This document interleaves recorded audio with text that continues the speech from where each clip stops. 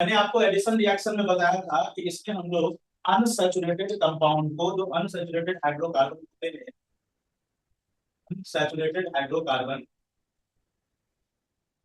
Hydrocarbon इसको हम लोग कन्वर्ट करते हैं इनटू सैचुरेटेड हाइड्रोकार्बन।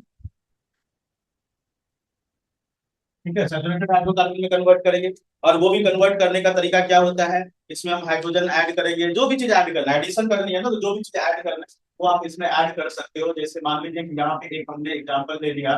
मान लो सपोज ये अनसैचुरेटेड एक हाइड्रोकार्बन है जिसको हमने बोला इथीन। और इसमें कोई भी चीज ऐड कर दो, कोई भी मोनोवैलेंट एलिमेंट आप ऐड कर सकते हो। हाइड्रोजन है, क्लोरीन, क्लोरीन, ब्रोमीन, आयोडीन, कोई भी आप ऐड कर सकते हो। मान लीजिए हम एग्जांपल ले लें, हाइड्रोजन एक मोनोवैलेंट एलिमेंट ले लिया। इसके साथ हमने इसको गर्म किया इन the presence of nickel, palladium या प्लैटिनम, तीनों में से कोई भी के साथ हमने इसको गर्म किया। तो अब यहाँ पे जो डबल बॉन्ड है, ये डबल बॉन्ड ब्रेक होगी, और डबल बॉन्ड ब्रेक होकर के यहाँ पे जो बॉन्ड की खाली इलेक्ट्रॉन है वहां पे हाइड्रोजन अटैच हो गए। और ये अनसैचुरेटेड से किसमें कन्वर्ट हो गया, सैचुरेटेड में कन्वर्ट हो गया। ठीक है, क्योंकि एडिशन ऑफ हाइड्रोजन यहाँ पे हो रही है, इस प्रोसेस को हम क्या बोलेंगे, हाइड्रोजिनेशन। क्या बोलेंगे, hydrogenation. Hydrogenation. This is hydrogenation. जहां पे भी एडिशन ऑफ हाइड्रोजन होगी, that is called as hydrogenation. How can we define this process, hydrogenation? This is addition of hydrogen in unsaturated hydrocarbon in the presence of nickel, palladium और platinum as catalyst to convert it into saturated hydrocarbon. ठीक है, this is called as hydrogenation. This is the process to convert. This is the process to convert unsaturated hydrocarbon, unsaturated hydrocarbon into saturated hydrocarbon, into saturated hydrocarbon by adding hydrogen in the presence of, in the presence of nickel as a catalyst, as a catalyst. Okay. हमने commercial application भी देखा था। और commercial application क्या होता है, commercial application होता है हम लोग इसको यूज करते हैं वेजिटेबल ऑयल को टू कन्वर्ट इनटू वेजिटेबल घी। तो जैसे कोई वेजिटेबल ऑयल है, वेजिटेबल ऑयल है, अगर हम इसको हाइड्रोजन के साथ गर्म करें इन द प्रेजेंस ऑफ निकल, तो ये कन्वर्ट हो जाएगा वेजिटेबल घी में, वेजिटेबल घी में कन्वर्ट हो जाएगा। वेजिटेबल ऑयल को रिप्रेजेंट करने का तरीका मैंने पिछली क्लास में आपको बताया था कि वेजिटेबल ऑयल को हम लोग डबल बॉन्ड से रिप्रेजेंट करते हैं, R, R dash, R double dash, R triple dash. और इसमें आर का मतलब क्या है, आर का डिफरेंट मतलब होता एल्काइल है group. Any alkyl, any alkyl group इसका मतलब होता है। तो अगर कोई एल्काइल ग्रुप के साथ हम यहाँ पे हाइड्रोजन को ऐड करें in the presence of nickel as a catalyst, तो यहाँ पे ये जो डबल बॉन्ड है, ये डबल बॉन्ड टूट करके यहाँ पे सिंगल बॉन्ड बचेगी, और इस जगह पे हाइड्रोजन अटैच हो जाएगा। R, R dash, R double dash, R triple dash, और यहाँ पे हाइड्रोजन अटैच होगी।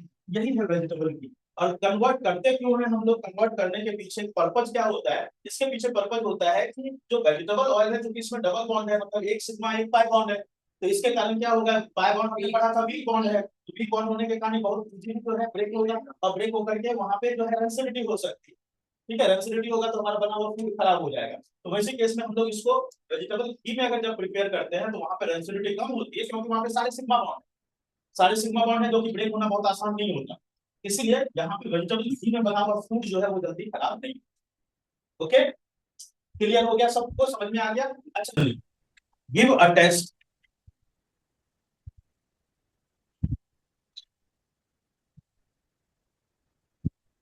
that can be used,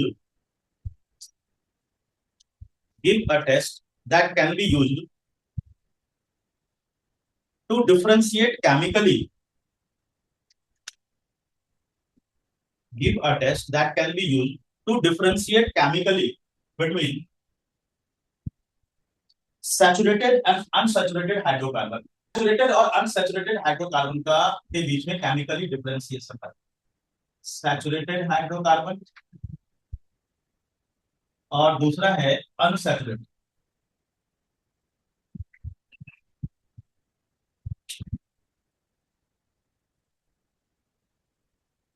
तो दोनों को हम एक एग्जांपल से देखिए, जैसे हमने मान लीजिए यहाँ पे ले लिया वेजिटेबल ऑयल, वेजिटेबल ऑयल ये यहाँ पे लिया वेजिटेबल ऑयल, और यहाँ पे हम कोई सैचुरेटेड हाइड्रोकार्बन ले लेते हैं। Let us take an example butter. Butter जो है दैट इज सैचुरेटेड, ठीक है, या घी ले सकते हैं। अब यहाँ पे वेजिटेबल ऑयल ले लिया, यहाँ पे हमने बटर। अब इस दोनों में हम क्या करेंगे, ब्रोमीन प्लस वाटर, इसको हम लोग बोलते हैं ब्रोमीन वाटर। ब्रोमीन वाटर की सॉल्यूशन ले,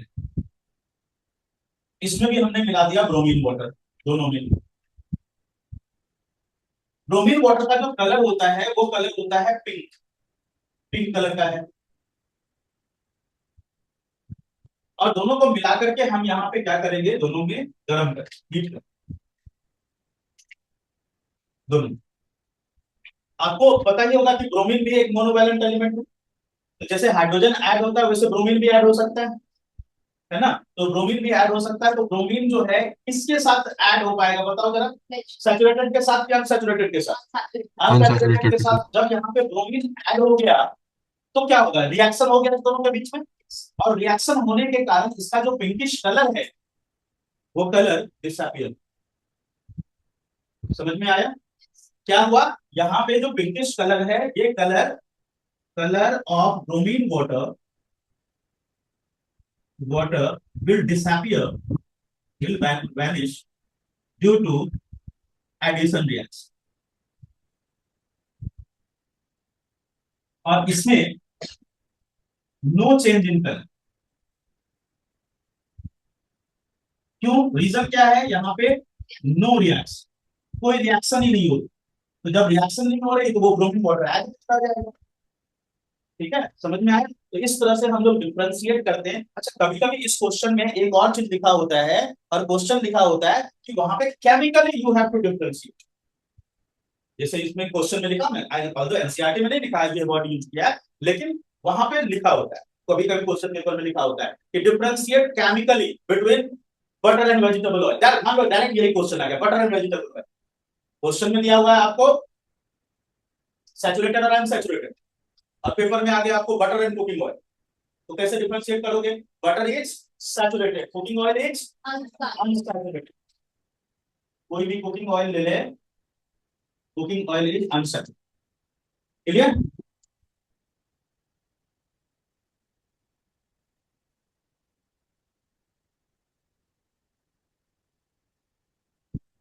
देखिए, सब्स्टिट्यूशन रिएक्शन जो है ये होगा सैचुरेटेड है। सब्स्टिट्यूट कर मतलब एक को हटा के उसकी जगह पे दूसरा ले, इसको बोलेंगे सब्स्टिट्यूशन। जैसे स्कूल में सब्जी लगते हैं ना आप लोग के, यही होता है ना इसका मतलब, बिल्कुल सेम वही चीज है सब्स्टिट्यूशन का। तो it is possible in saturated hydrocarbon only,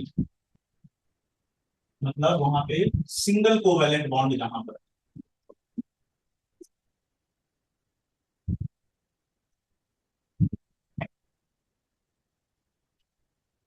सबसे सिंपलेस्ट सैचुरेटेड हाइड्रोकार्बन कौन सा?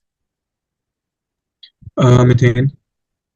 बोलो, इट इज मीथेन, सबसे simplest saturated hydrocarbon is methane. तो हम लोग सिंपलेस्ट हाइड्रोकार्बन ले रहे हैं मीथेन, ये रहा CH4।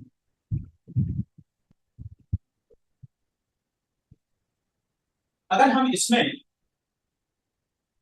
कोई मोनोवैलेंट एलिमेंट ले ले, क्योंकि हाइड्रोजन को डिस्प्लेस तो मोनोवैलेंट एलिमेंट ही करेगा ना, क्योंकि हाइड्रोजन खुद मोनोवैलेंट है, तो डिस्प्लेस भी उसको मोनोवैलेंट ही करेगा। अब मोनोवैलेंट एलिमेंट का हाइड्रोजन के अलावा दूसरा कौन सा एग्जांपल है? Chlorine, hydrogen group. Bromine, iodine. तो इसमें से कोई भी आप एक ले लीजिए, कोई भी। चलिए हम यहाँ पे ले लेते हैं क्लोरीन।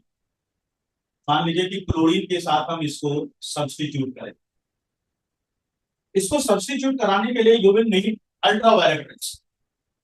ये सब्स्टिट्यूट होगा अल्ट्रावायलेट रेज में। आपके एनसीईआरटी में लिखा है यहाँ पे सनलाइट, बट सनलाइट का मतलब यहाँ पे अल्ट्रावायलेट रेज। ठीक है, सनलाइट लिखा जरूर है, बट आप यहाँ पे ये चीज याद रखिएगा कि सनलाइट का जो अल्ट्रावायलेट रेज होता है वो यहाँ पे हेल्प करेगा। और वो अल्ट्रावायलेट रेज क्या करेगा, यहाँ पे हाइड्रोजन को डिस्प्लेस करेगा, और डिस्प्लेस करके वहां पे क्लोरीन उसकी जगह पे ऐड हो जाएगा, और साथ में बन गया HCl गैस। लिक्विड नहीं, HCl गैस के फॉर्म। ये बना CH3Cl। नाम बताओ इसका क्या होगा? क्लोरोमीथेन। क्लोरोमीथेन। यस बिल्कुल, इसका नाम होगा क्लोरोमीथेन। ये इसका आईपीएससी नेम हो गया। कॉमन नेम क्या होगा? Methyl chloride. वेरी गुड, बिल्कुल सही। ये इसका आईपीएससी नेम हो गया, और common name will be methyl chloride. Common. अगर मान लीजिए वहां पे अभी तो यहाँ पे आपने एक मॉलिक्यूल लिया क्लोरीन, और इसका एक मॉलिक्यूल लिया मीथेन गैस का, एक मॉलिक्यूल क्लोरीन गैस का, एक मॉलिक्यूल। मान लीजिए सपोज करें वहां पे और ज्यादा क्लोरीन अगर प्रेजेंट है तो क्या? एक मॉलिक्यूल प्रेजेंट था तो उसने एक हाइड्रोजन को डिस्प्लेस किया। अगर दूसरा मॉलिक्यूल प्रेजेंट होगा तो क्या? तो क्या होगा कि ये जो ऑलरेडी यहाँ पे बन चुका है मिथाइल क्लोराइड, इसमें से अगले हाइड्रोजन को ये डिस्प्लेस करेगा। जैसे यहाँ पे देखो एक हाइड्रोजन डिस्प्लेस हुआ था, है ना, यहाँ से एक हाइड्रोजन को डिस्प्लेस किया था। अब यहाँ पे ये जो मिथाइल क्लोराइड है, मिथाइल क्लोराइड, इसमें से अगला हाइड्रोजन फिर से डिस्प्लेस, अगर वहां पे आपने ज्यादा अमाउंट ले लिया क्लोरीन गैस का।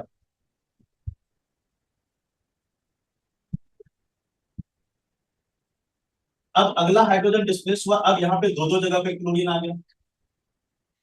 ये बन गया CH2Cl2, और साथ में फिर से बना यहाँ पे HCl गैस। इसको, इसका क्या नाम है? Methyl dichloromethane. बिल्कुल क्लोराइड। सही बात है, इसको बोलेंगे हम लोग डाइक्लोरोमीथेन। आईपीएससी नेम इसका डाइक्लोरोमीथेन होगा, या अगर हम कॉमन नेम की बात करें it will be methyl dichloride. Di methyl. ठीक है, डाई मिथाइल नहीं, मिथाइल डाई नहीं है, क्लोरीन डाई है, तो मिथाइल डाइक्लोराइड। ठीक है, डाई मिथाइल बोलोगे तो मिथाइल क्लोरो। ओके, तो ये ध्यान रखना, गलती मत करना। अगर मान लीजिए और क्लोरीन प्रेजेंट होता तो क्या होता? प्रेजेंट होता तो फिर क्या? वो ये तीसरे जो हाइड्रोजन को डिस्प्लेस कर देता। दो दो जगह पे क्लोरीन ऑलरेडी अटैच हो चुका, फिर से क्लोरीन गैस अगर आप लेकर के आओगे यहाँ पे, तो फिर अगला हाइड्रोजन भी डिस्प्लेस होगा वहां से।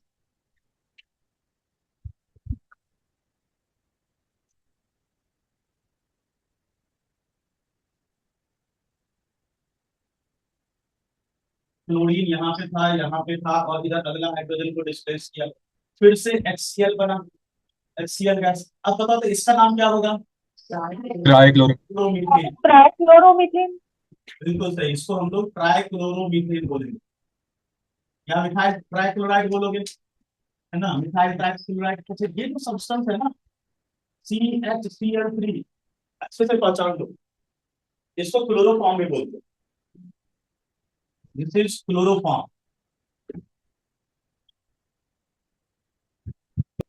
इसका यूज करते हैं एनेस्थीसिया के पास। हमें ये बनाना हो, क्लोरोफॉर्म बनाना हो, तो हमें एक मॉलिक्यूल मीथेन की जरूरत पड़ेगी और 3 मॉलिक्यूल क्लोरीन की जरूरत पड़ेगी, है ना। तो जब हम इसको 1:3 के रेशियो में कंबाइन करेंगे, किसको? मीथेन 1 क्लोरीन 3, 1:3 के रेशियो में कंबाइन करेंगे तो रिएक्शन यहाँ पे जाकर रुकेगा। अगर इसको 1:2 के रेशियो में कंबाइन करोगे तो रिएक्शन यहाँ पे रुकेगा। अगर इसको 1:1 के रेशियो में कंबाइन करोगे तो पहली स्टेप में रिएक्शन रुक जाएगा। ठीक है, दोनों का अगर 1 1 मॉलिक्यूल लोगे, इसका 1 मॉलिक्यूल, इसका 1 मॉलिक्यूल, रिएक्शन यहाँ रुकेगा। इसका 1 मॉलिक्यूल लोगे, इसका 2 मॉलिक्यूल लोगे, तो रिएक्शन यहाँ रुकेगा। अगर इसका 1 मॉलिक्यूल और इसका 3 मॉलिक्यूल लोगे तो रिएक्शन यहाँ रुकेगा। ठीक है, अगर आपने चाहे अगले स्टेप में बढ़ेगा आगे, यहाँ पे, यहाँ पे और यहाँ पे क्लोरीन आ चुका है, यहाँ पे क्लोरीन गैस, ये था हमारा ट्राइक्लोरोमीथेन।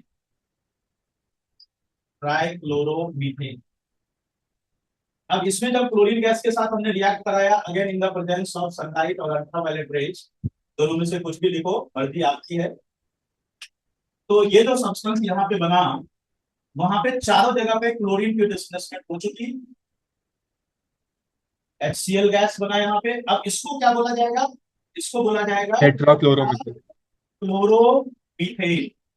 टेट्राक्लोरोमीथेन, ये इसका आईपीएसी नेम हो गया। और कॉमन नेम इसका है कार्बन टेट्राक्लोराइड। कार्बन टेट्राक्लोराइड जो कि एक बहुत ही बढ़िया सॉल्वेंट है, बहुत बढ़िया सॉल्वेंट है ये। कार्बन टेट्राक्लोराइड CCl4 बोलते हैं इसको, और ये बहुत बढ़िया सॉल्वेंट के फॉर्म में यूज किया जाता है। कुछ ही सब्सटेंस तो है जो बहुत अच्छे सॉल्वेंट की तरह बिहेव करते हैं। एक तो वाटर है सबसे बढ़िया सॉल्वेंट, दूसरा सॉल्वेंट अल्कोहल है, इथेनॉल, और तीसरा सॉल्वेंट ये है जिसमें कि मैक्सिमम चीजें डिजॉल्व हो सकती। अच्छा, इससे आगे होगा रिएक्शन? नहीं होगा। चार ही रिएक्शन पॉसिबल है। अच्छा, चार ही रिएक्शन क्यों पॉसिबल है इसमें? चार हाइड्रोजन थे, कार्बन की वैलेंसी चार चार। डिस्प्लेसमेंट हुआ। अगर किसी के 6 हाइड्रोजन है तो 6 डिस्प्लेसमेंट। जैसे अगर हम मीथेन में देख रहे हैं तो 4 का डिस्प्लेसमेंट होगा, लेकिन अगर इथेन में देखें तो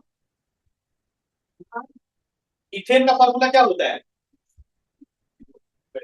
C2H6। तो जितने हाइड्रोजन हैं उतने स्टेप में reaction, the number of total steps of substitution reaction will always be equal to the number of hydrogen atoms present। समझ में आया? नोट डाल करके लिखिए, the total number of steps, the total number of steps of substitution reaction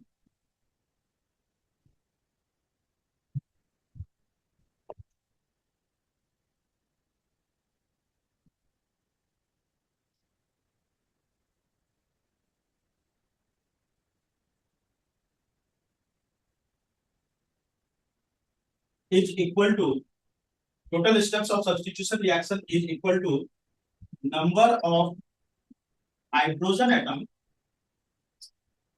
present in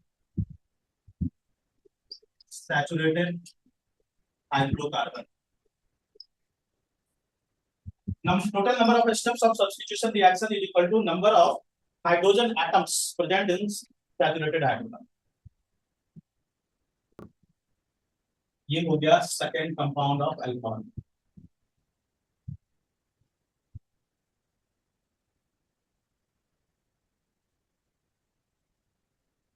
alcohol group का first compound कौन सा है? इथेनॉल। इथेनॉल। ये हो गया इथेनॉल। इथेनॉल का कॉमन नेम है इथाइल अल्कोहल। इथाइल अल्कोहल, ये इसका कॉमन, ये इसका आईपीएसी नेम हो गया, और ये हो गया इसका इसका स्ट्रक्चर जो है वो ये रहा, CH3 CH2 OH, ये इसका स्ट्रक्चर हो गया। एक साथ में आप इसको कंबाइन करके लिखोगे तो ये हो गया CH3, इसको कंबाइन करके लिखोगे तो ये हो गया CH2 OH, या फिर आप ऐसे करके लिख सकते हो C2H5 OH। तो सबसे पहले हम लोग आ जाते हैं इथेनॉल की प्रिपरेशन कैसे। जब हम किसी कंपाउंड के बारे में पढ़ते हैं तो सबसे पहले प्रिपरेशन, प्रिपेयर कैसे करेंगे, फिर उसके बाद पढ़ेंगे उसकी फिजिकल प्रॉपर्टीज, फिर उसके बाद केमिकल प्रॉपर्टीज और यूजेस, है ना, इतनी चीजें आपको पढ़। तो सबसे पहले हम लोग याद करें प्रिपरेशन, मतलब याद करें, हाँ इसलिए मैंने सही बोला, याद करें। प्रिपरेशन कहाँ पढ़ा है हमने? अल्कोहल इथेनॉल का, याद कीजिए। Anaerobic decomposition, anaerobic respiration of glucose, याद आया? नहीं याद आया? एनएरोबिक रेस्पिरेशन ऑफ ग्लूकोज, जी सर, याद आ गया। यीस्ट के प्रेजेंस में फर्मेंटेशन होती है, और जब यीस्ट के प्रेजेंस में फर्मेंटेशन होता है तो वहां पे इथेनॉल की फॉर्मेशन होती है। इथेनॉल बनता है याद सर। आया सबको? जी सर। ठीक है, वही हमारे प्रिपरेशन का सबसे commonly, most commonly used method जो होगा फॉर प्रिपरेशन ऑफ इथेनॉल वो यही। ओके, तो इसमें दो मेथड हम लोग पढ़ने वाले हैं। एक तो ये most commonly use method, most commonly used method, इसमें हम लोग करेंगे fermentation of glucose by yeast. तो सबसे पहले हम लोग करते क्या है, जो स्टार्च होता है, स्टार्च को हम लोग कन्वर्ट करते हैं इनटू ग्लूकोज। ठीक है, स्टार्च को हम लोग कन्वर्ट करते हैं ग्लूकोज में, और ग्लूकोज में यीस्ट पाउडर डाल करके C6H12O6 में यीस्ट डाल करके हम यहाँ पे प्रिपेयर करते हैं C2H5OH और साथ में CO गैस यहाँ पे प्रोड्यूस होता है। और ये प्रिपरेशन का सबसे कॉमनली यूज्ड मेथड है ना, बहुत आसान सा मेथड है। कुछ नहीं करना है आपको, स्टार्च लीजिए, कोई भी स्टार्च, चावल में भी स्टार्च होता है, व्हीट में भी स्टार्च होता है, हर एक फ्रूट में स्टार्च है, उसमें उसको पहले ग्लूकोज में कन्वर्ट कर लीजिए इन्वर्टेज एंजाइम डाल करके। यहाँ पे हम लोग इन्वर्टेज एंजाइम डालते हैं, इन्वर्टेज एंजाइम, इन्वर्टेज एंजाइम डाल के उसको पहले हम लोग ग्लूकोज में कन्वर्ट कर लेते हैं, और फिर ग्लूकोज में यीस्ट पाउडर डाल करके हम उसको कन्वर्ट कर देते हैं इथेनॉल, है ना। सबसे बहुत कॉमन, बहुत एकदम सिंपल सा मेथड। ठीक है, ये मोस्ट कॉमनली यूज मेथड हो गया। यहाँ पे एनारोबिक रेस्पिरेशन होता है, याद है ना सबको, ये एनारोबिक रेस्पिरेशन।